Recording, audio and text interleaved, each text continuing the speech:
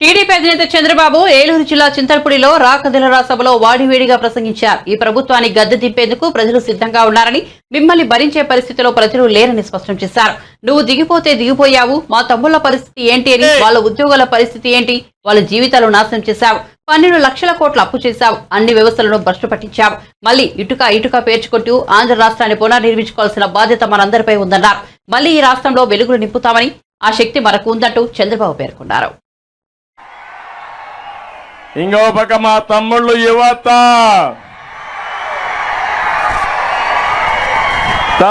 యువతంతా తెలుగుదేశం జనసేనాని.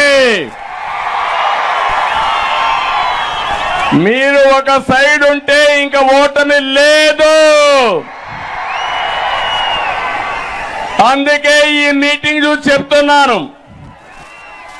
ఉమ్మడి పశ్చిమ గోదావరి జిల్లా 2014 రిపీట్ అవుతుంది. అన్ని సీట్లు మనవే. గెలిపిస్తారా లేదా అని మిమ్మల్ని అడుగుతున్నా. గెలిపిస్తామంటే గట్టిగా చప్పట్లు కూడా చెప్పండి, మేము ఉంటాం, గెలిపిస్తామని.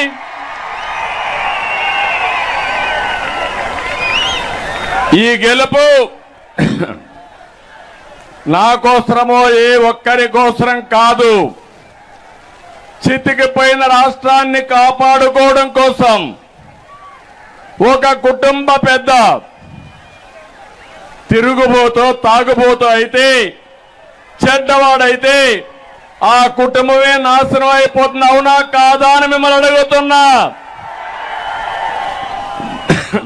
అదే ఒక రాష్ట్ర పెద్ద అంటే ఒక ముఖ్యమంత్రి ఒక విధ్వంసకారుడైతే, ఒక అవినీతి పరుడైతే, ఒక సైకో అయితే ఆ రాష్ట్రం ఏమవుతుంది తమ్ముళ్ళు అని మిమ్మల్ని అడుగుతున్నా. అదే ఈ రాష్ట్రంలో జరిగింది. 4 సంవత్సరాల 10 నెలలు, ఇంకా 2 నెలలే మిగిలింది. రాష్ట్రాన్ని సర్వనాశనం చేశాడు, బ్రాండ్ ఇమేజ్ దెబ్బతీశాడు. ఇవన్నీ చేసి నిన్న మాట్లాడుతున్నాడు, మొన్న ఒక మీటింగ్ లో మాట్లాడాడు. ఏదో ఇంటర్వ్యూలో ఒక మాట మాట్లాడుతూ నేను చాలా హ్యాపీగా దిగిపోతా, నాకేం నష్టం లేదు అని మాట్లాడే పరిస్థితికి వచ్చాడు. నేను ఒకటే చెప్తున్నా, మీరు దిగిపోవడం కాదు, మిమ్మల్ని ఇంటికి పంపేయడానికి ప్రజలు సిద్ధంగా ఉన్నారు. నిన్ను భరించే పరిస్థితిలో ఇక్కడ ప్రజలు లేరు. ఉన్నారా తమ్ముళ్ళు అని మిమ్మల్ని అడుగుతున్నా. ఏ ఒక్కరైనా ఆనందంగా ఉన్నారా అని మిమ్మల్ని అడుగుతున్నా. ఏ ఒక్కరూ ఆనందంగా లేరు. ఇంకో పక్క లక్షల కోట్ల రూపాయలు దోపిడీ చేశాడు.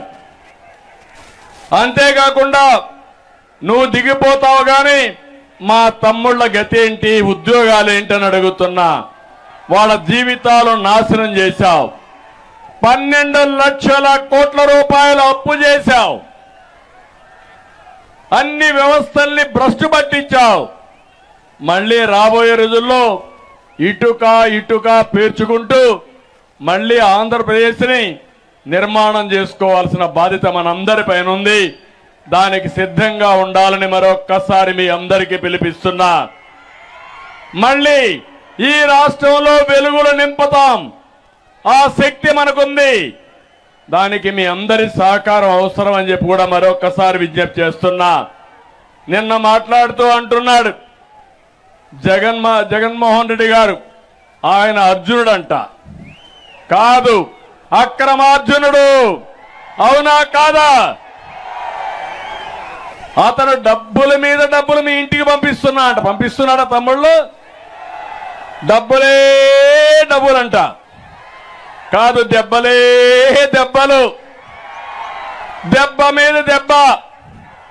నేను అడుగుతున్నా, ఆయన మీ అకౌంట్లన్నీ ఫుల్ అయిపోయినాయంట. డబ్బుల వరద వచ్చింది మీ ఇంట్లోకి. వచ్చిందా వరద?